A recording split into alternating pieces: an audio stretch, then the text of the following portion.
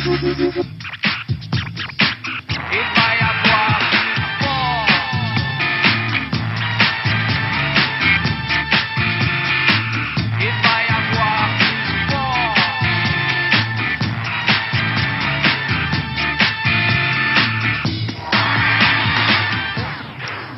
et bienvenue. Les femmes ont-elles pris le pouvoir? Vaste programme, elles sont partout, dans l'armée, dans la politique, dans l'espace et même au gouvernement. Alors qu'est-ce qui leur manque? La parité, à travail égal, salaire égal, peut-être la présidence de la République un jour. Le débat est ouvert. Christine Boutin, bonjour et bienvenue. Alors est-ce que les femmes ont pris le pouvoir? Je pense que oui. Je pense qu'elles sont en train de le prendre de façon forte, oui. Oui, mais elles aiment avoir le pouvoir? Je pense que les femmes aiment le pouvoir et quand elles auront complètement pris le pouvoir, les hommes auront intérêt à faire attention. Bon, alors si vous voulez, on fait un petit tour d'horizon comme ça. Macha Merrick, c'est joli, ça ressemble un peu à une mire de la télévision. Ah, j'avais peur que vous disiez une nappe... non, c'est bien. Est-ce qu'elles ont le pouvoir, les femmes? Moi, je pense au pouvoir qu'on a sur soi-même. Oui. Et je pense, en tout cas en ce qui me concerne, que oui. Oui. J'ai pris le pouvoir sur moi-même, c'est-à-dire que je suis propriétaire de Oui, mais enfin, mon ça, c'est de la corps. philosophie. Pas du tout. Je pense que ça influe complètement sur le comportement des femmes et des hommes. Bon, on fait un tour avec un garçon, puis après les autres femmes. Alors j'ai mon pamphlétaire, mon provocateur de service, Alain Soral. Vous venez de faire paraître Socrate à Saint-Tropez et vers la féminisation. Alors qu'est-ce qui vous énerve ici dans ces rassemblements? Vous êtes le seul représentant de la gente masculine. Rien. Oui, c'est-à-dire, oui, je vous écoute. Je vois qu'il faut mettre 8 femmes contre un homme, donc la parité en tout cas n'est pas respectée ici. Oui. Mais c'est très agréable d'être le seul minoritaire en France, c'est toujours bien. Anne Hidalgo, vous êtes pour la parité? Je suis complètement pour la parité, mais Oui. je pense que les femmes ne veulent pas forcément prendre le pouvoir, elles ont envie de le partager. Oui. Alors la parité à la ville de Paris, c'est peut-être la seule réalité en France. Je pense que c'est une des rares réalités en France, puisque nous sommes plus de femmes adjointes auprès du maire de Paris, Bertrand Delanoë, que d'hommes adjoints. 17 femmes, 15 hommes, et moi-même en tant que première adjointe. Et puis nous sommes quasiment à parité dans l'hémicycle, dans l'Assemblée parisienne. Alors là, vous avez un adversaire. Qu'est-ce qui vous dérange dans la parité, Alain Soral? Je pense qu'il y a un petit côté stratégie des leurs, c'est-à-dire que de mettre des femmes à la place des hommes, si c'est pour faire la même politique, c'est une manière discrète de changer sans rien changer. Parce que l'idée qui voudrait nous faire croire qu'il suffit de mettre une femme à la place d'un homme pour passer d'une politique de droite à une politique de gauche, c'est très injurieux pour les femmes. Ça veut dire que les femmes sont plus douces. En réalité, comme on ne veut jamais toucher à la gestion, puisqu'on est dans le dogme ultralibéral de Maastricht, mais qu'il faut bien qu'on donne quelque chose aux gens qui ont tendance à voter Front National de plus en plus, on dit maintenant l'exécution de gestion va être faite par des femmes plutôt que par des hommes, et on fait strictement la même politique. Bon, allez, on fait un tour. Sophie de Menton, vous êtes chef d'entreprise. Quand vous entendez ces propos, qu'est-ce que vous en pensez? J'ai pas très bien compris ce qu'il disait. Oui, en fait. En attendant, je pense qu'il est en train de s'imaginer qu'il faudrait que les femmes soient des hommes comme les autres. Oui. Ah oui. Et c'est pas le cas. Oui. Donc il y a une diversité, une différence d'action, une différence de pensée, une différence de comportement, une différence d'objectif, une différence de raisonnement qui. Attendez, soyez pas aussi compliqué que lui, sinon on va rien comprendre. On fait un tour d'horizon. Elena Lénina, j'ai une russe, c'était pour vous, Macha. Alors vous êtes une vraie vedette en Russie, on dit en Russie maintenant, à la télévision, dans la chanson, on vous voit partout en Russie. D'ailleurs, je raconte pas d'histoire, regardez, tous les magazines russes, il n'y a pas une semaine sans qu'on parle de vous. Alors, en tous les cas, en Russie, les femmes ont pris le pouvoir. Et je suis très contente qu'on a plus de femmes dans la politique en Russie qu'en France. On a 10%, vous avez un peu moins. Je pense que, en sachant combien on a aujourd'hui les femmes multimillionnaires en Russie, je pense qu'on a commencé vraiment d'en prendre. Bon, alors Annick Tellem, bonjour. Bonjour. Vous êtes notre très jeune doyenne et je vous félicite pour votre petit tailleur. J'en suis très fière. Alors bon, vous êtes la maman d'artistes célèbres, de journalistes célèbres. On va pas donner toute la liste, mais enfin ça commence par Carl Zéro, Basile de Kock et compagnie. Alors les femmes, elles ont le pouvoir ou pas? Écoutez, je crois que les femmes, elles sont différentes et complémentaires. Et ce qu'elles veulent, c'est pas le pouvoir, c'est justement être reconnues comme des êtres humains à part entière et comme justement capables de s'exprimer quand elles ont des talents et d'être reconnues et payées comme les hommes. Mais c'est merveilleux parce qu'elles sont en réalité différentes et le pouvoir qu'elles ont depuis toujours, c'est le pouvoir du cœur. Le pouvoir, elles sont la pierre angulaire de la famille et de la société. Bon, alors Nicoletta, bien... Oui, qu'est-ce qu'il y a, Macha? Vous vouliez dire quelque chose? Quelque chose qui doit doit faire plaisir à Christine. Oui, ça fait plaisir à Christine, mais on va être là pour provoquer un peu. Alors, Nicoletta, vous, le pouvoir, ça vous en moquez complètement. C'est qui m'ambiance beaucoup, mais moi, je crois que les femmes veulent surtout leur indépendance. Oui.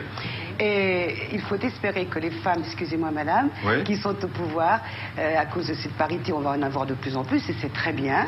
Parce que c'est bien de constater que les femmes peuvent faire mieux que certains hommes dans ce même domaine. Le pouvoir. Mais une artiste n'a pas besoin de pouvoir.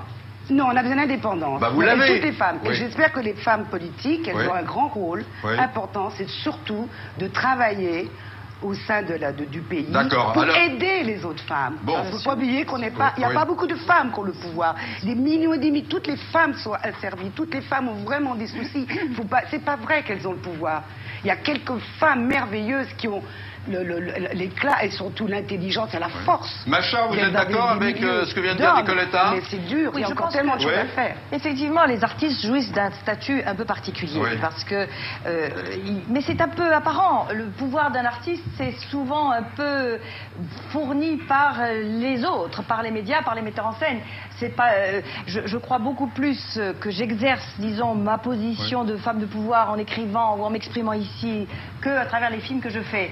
Mais dans le système professionnel, je pense effectivement qu'il faut absolument qu'on déchaîne les femmes. Alors vous venez de faire paraître les mêmes droits, exactement les mêmes droits. Il y en a marre. Vous venez de faire paraître biographie d'un sexe ordinaire. Alors en vous lisant, on a l'impression que vous avez vraiment le pouvoir sur les hommes, parce que j'étais stupéfait du nombre d'hommes que vous avez eu dans votre vie. Combien vous en avez eu? Oh, je suis d'une très bonne moyenne, une vingtaine à mon âge. Vous le dites comme ça, sans complexe. Bah écoutez, oui, j'ai grandi avec ces hommes et je pense que c'est plutôt... J'étais très fidèle à chacun et chacun a permis... Enfin, pas très longtemps, hein.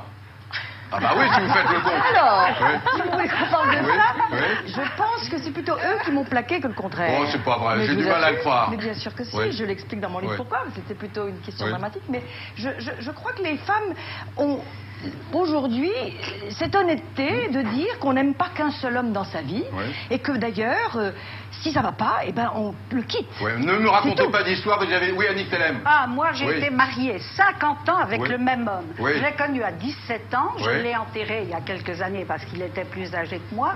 Et je peux témoigner ici qu'on peut très bien aimer un homme toute la vie, être follement heureux ensemble et partager tout à condition justement de l'admirer. Il faut qu'on s'admire mutuellement et il faut justement... Bon, allez, c'est pas une émission sentimentale, nous sommes pas chez Mini Grégoire. J'en profite pour présenter votre livre, Le vrai journal d'Annick. Alors bon, Alain Soral, au fait, là, parce que là, je vous trouve très calme et ça va pas du tout. Vous dites un certain nombre de choses qui me hérissent les cheveux. Vous dites on fait croire aux femmes qu'elles ont galanterie française. Pardon? Galanterie française. Oui, bah allez-y, oubliez votre galanterie maintenant. Vous dites, finalement, on leur fait croire qu'elles ont le pouvoir. En réalité, elles font le boulot et nous, moi, je voudrais dire que je suis très content que les femmes, globalement, travaillent et que moi, si ma femme n'était pas salariée, j'aurais jamais pu devenir écrivain parce que l'écriture est un métier aléatoire.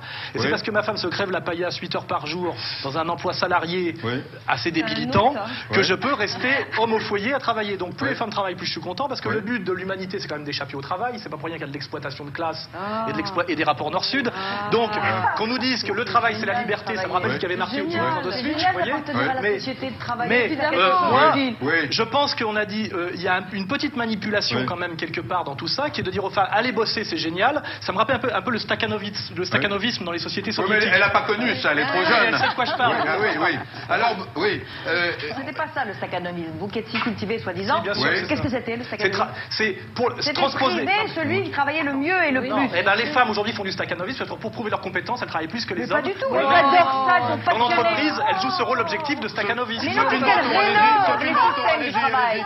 Elles modernisent le système du travail, elles le changent, elles le changent à leur image. Et tout change en ce moment grâce à cette évolution des femmes et la présence des femmes. Moi, je dis que la société entière change. N'est-ce pas, Christine? Le travail est un épanouissement. Arrêtez de vouloir faire croire. On est en train d'en mourir. Le travail, c'est la liberté. Arrêtez de vouloir faire croire que le travail est oppressant.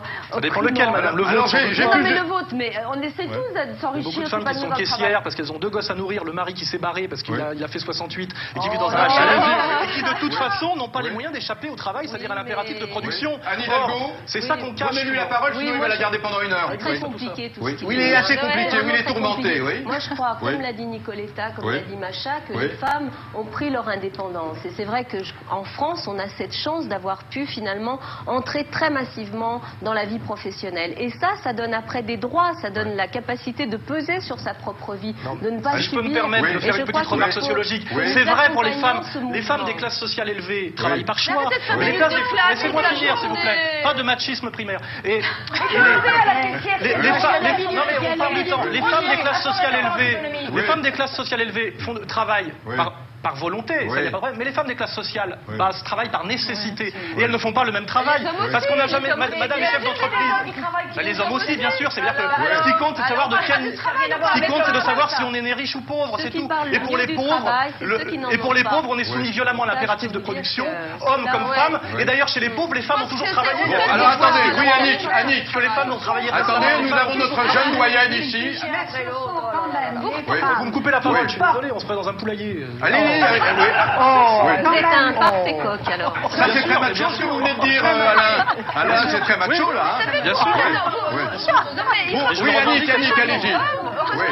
Une seconde, s'il vous plaît. Une seconde, vous êtes inapte au débat démocratique. Ce sont quand même les femmes qui portent les enfants, qui les mettent au monde, qui les élèvent et qui sont dans le foyer, même si l'homme se rend utile, aide et tout ce qui est bien, ce sont elles qui sont quand même la base de tout. Bon, voilà, on a compris. Alors, pour équilibrer avec le travail, c'est pas si facile. J'en reviens au pouvoir des femmes. Et alors, je vais vous citer quelques phrases qui vont vous faire hurler. D'abord, on m'a dit que les maîtresses des ministres, les maîtresses des ministres ont plus de pouvoir qu'un ministre. C'est vrai ou pas, Christine Boutin? C'est rien. Ah bon, mais non, mais je n'ai pas dit. J'ai des phrases du genre, on ne trouve plus de ministres, on ne trouve plus de femmes de ménage, pardon, elles publient tous des livres. C'est une genre de phrase très macho, ça, non? Qui a dit ça? Je sais pas, j'ai pas l'auteur, ça va être Guitry ou Labiche ou Fédot, enfin quelqu'un dans ce genre-là. C'est une autre époque. Alors à propos de la parité, on m'a dit, un auteur célèbre a dit, la parité, pourquoi pas, 3 petits points de suspension dans la Légion étrangère. Quand vous entendez Anne Hidalgo et ce genre de propos, qu'est-ce que vous dites? Comment ça vous fait réagir? Ça me fait sourire parce qu'il faut garder son sens de l'humour, mais je crois que non, il y a des choses assez justes. On parle plus, par exemple, aujourd'hui des femmes de ministres que des femmes ministres. C'est quand même une interrogation aussi qu'on devrait avoir. Ça veut dire quoi? Quelle image on renvoie des femmes au pouvoir? On renvoie essentiellement l'image de femmes d'influence qui agiraient dans l'ombre. Et quand elles sont à la lumière, qu'elles essayent d'agir, là, on essaye effectivement de les caractériser ou peut-être de ne pas en parler. C'est agréable une femme d'influence. Je veux dire que la notion de femme d'influence est aussi inhérente au rôle de femme. Je peux vous poser une question? Oui. Est-ce que les femmes, pardonnez-moi, est-ce que les femmes, pour obtenir le pouvoir, doivent coucher? J'espère en tout cas pour avoir le pouvoir, elles ne s'en abstiennent pas. Ah oui, vous n'êtes pas contre? Je ne vois pas pourquoi vous mettez la vie sexuelle en liaison avec le pouvoir. Moi je dirais non. Allez, expliquez-vous, alors c'est facile. Pas du tout nécessaire. Et quand on est compétent, on n'a pas besoin. C'est un faux... Ça veut dire qu'on a plus de vie sexuelle. Attendez, laissez parler Christine Boutin. Coucher, c'est pour les mauvaises. Une femme qui arrive est obligée de passer par le canapé. Ça, je ne crois absolument pas. Je pense que les femmes peuvent y arriver sans passer par le canapé. Le problème est de savoir si elles veulent... on explique Attendez, Elena, oui. C'est tellement évident que je ne comprends pas pourquoi on discute. Oui, ça.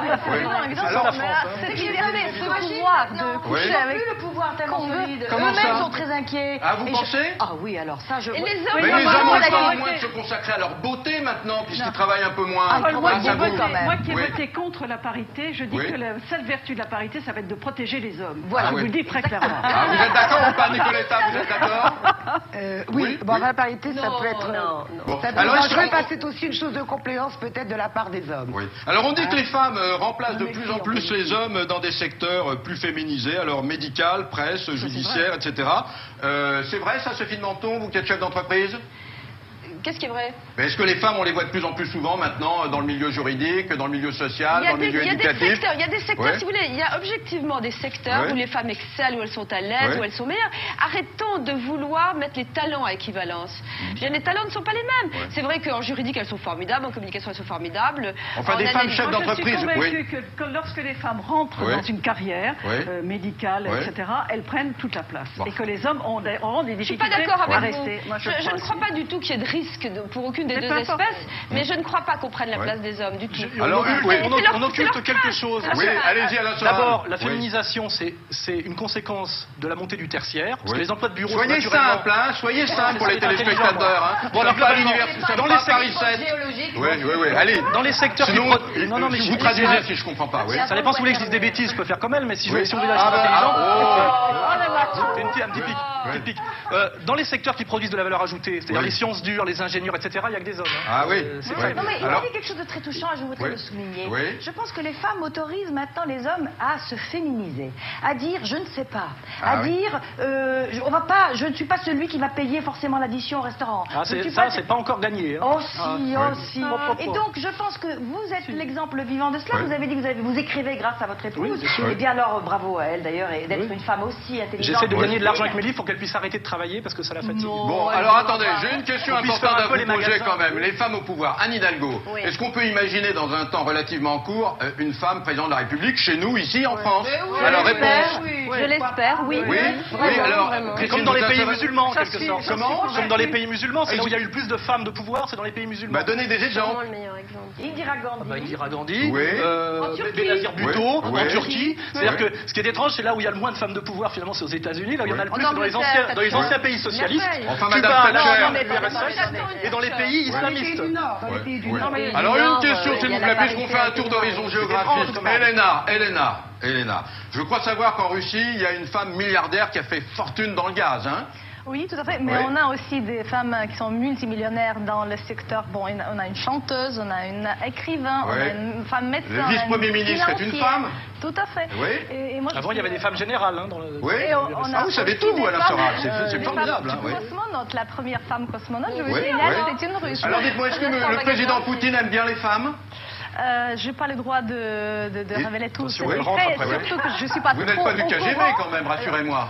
Vous parlez russe tous les deux ou pas? Vous pouvez peut-être... Конечно, мы говорим по-русски, но действительно КГБ, ça existe sous notre nom. Oui. Poutine aime les femmes comme tous les hommes orientés normalement sexuellement. Oui.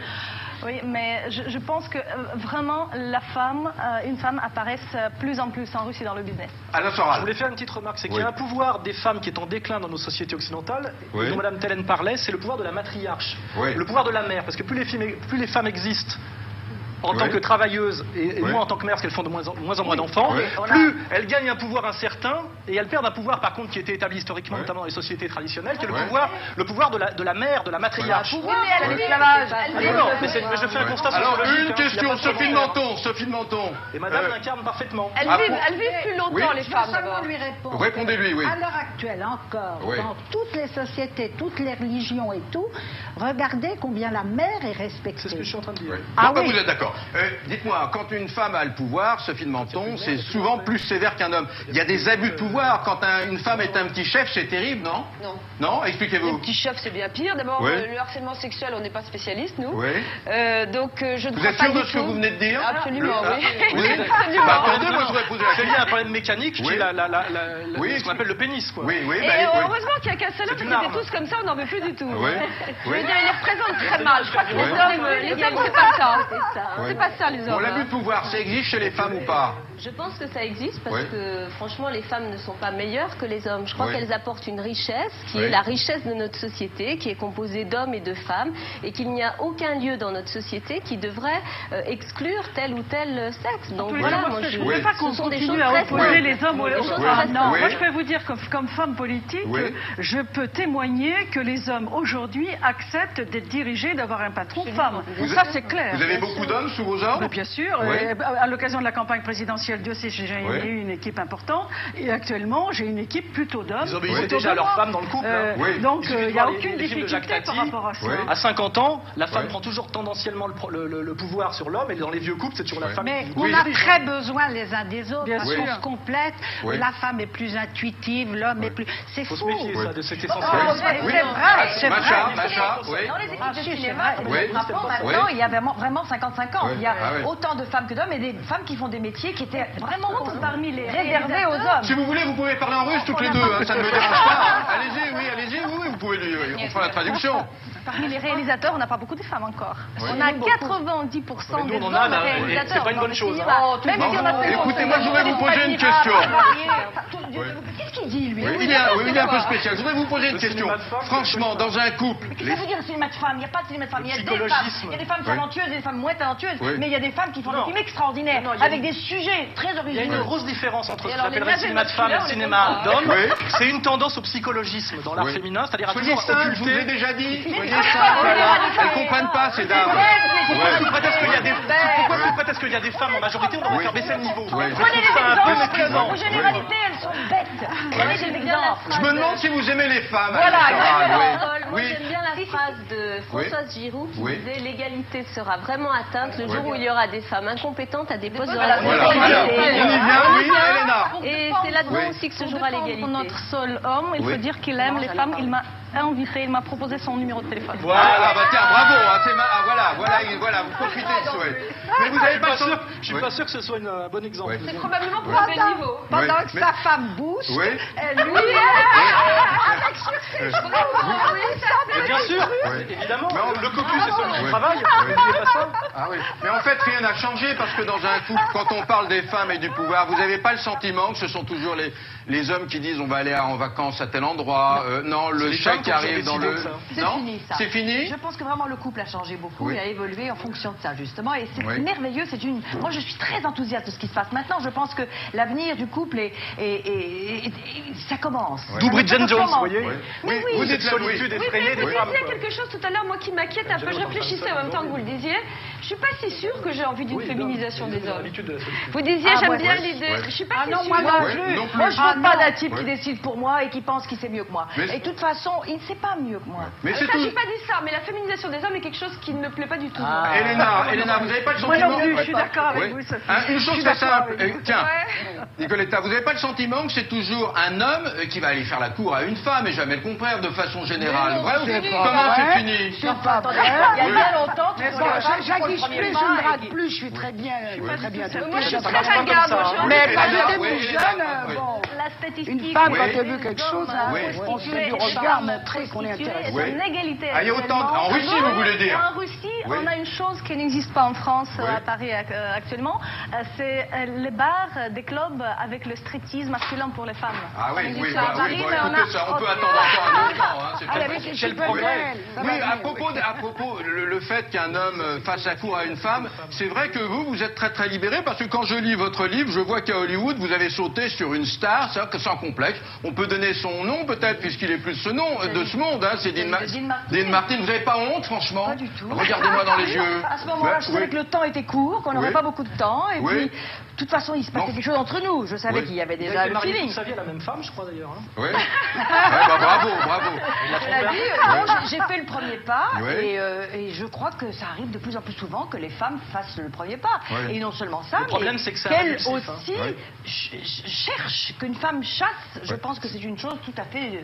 Ça vous choque pas, Annick? Pas du tout. Oh, bon, alors j'ai rien dit. J'ai rien dit, Alain. Excuse-moi, je vais encore dire un petit truc un peu subtil, c'est que si les femmes se mettent à draguer comme les hommes, le problème c'est que ça ne marche pas, parce que les hommes ont besoin de croire que ça vient d'eux. Donc la femme traditionnelle, ce qu'on appelle la séductrice, envoyait des signaux subtils pour faire croire que c'était l'homme qui avait fait la démarche, alors qu'en fait elle l'avait sollicité. La drague brutale. L'effet de la drague brutale, c'est de castrer le mec, c'est de l'empêcher de bander. C'est-à-dire que c'est des stratégies d'échec. Dites-moi, il y a quand même des femmes qui ont été en avance sur leur temps, ça on peut le dire, non? Oui. Nous n'avons de traces que des femmes exceptionnelles, comme George Sand, Diane de Pouge, qui étaient des femmes qui ont eu le pouvoir de leur temps. Il ne faut pas le laisser sentir. Voilà. Il faut être très Vous avez eu un seul homme dans votre vie? mais je connais. mais je connais tout le reste. J'ai entendu parler de pas mal de choses. Oui. Alors, on dit aussi, et là c'est la Macha qui dit ça, vous allez réagir, Christine. Vous dites, Macha, le pouvoir n'a pas de sexe. Une femme qui prend le pouvoir est condamnée au succès, expliquez-vous. Ah oui. Si elle est bonne et si on lui donne le rôle, moi je dis ce qu'il faut, c'est d'abord avoir l'emploi, avoir la charge. Et après ça, les femmes s'en débrouillent très bien. Un homme qui n'a pas de succès est aussi en très grande difficulté. Je pense que quand on est véritablement dans une logique de pouvoir, on est condamné à réussir. Car si on ne réussit pas, on est mort. Le lieu du pouvoir et de la politique est un lieu de combat. Les femmes ont deux éléments. Les femmes ont deux choix. C'est-à-dire que les femmes peuvent réussir professionnellement, ou si jamais c'est trop dur, à la limite se marier, faire des enfants et vivre en tant que mère. Les hommes n'ont qu'un seul choix. L'homme est condamné à la reproduction sociale, parce qu'il n'a pas l'alternative du mariage et des enfants et du maternage.